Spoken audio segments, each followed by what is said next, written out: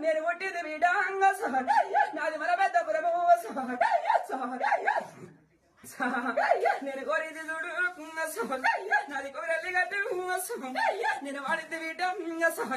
నాది వైలేని గట్టు నా పర్వతమ్మ గుట్టు నాది పచ్చీసులాట నాది సంతాన పంట నాది బతుకమ్మ పంట ఇక నా రాతికి రంగ ఇక నాదుంట బిడ్డ ఇక నా బొట్టు గంట ఇక నా పిక్క మువ్వంగ పొట్టి సూలంపు నాది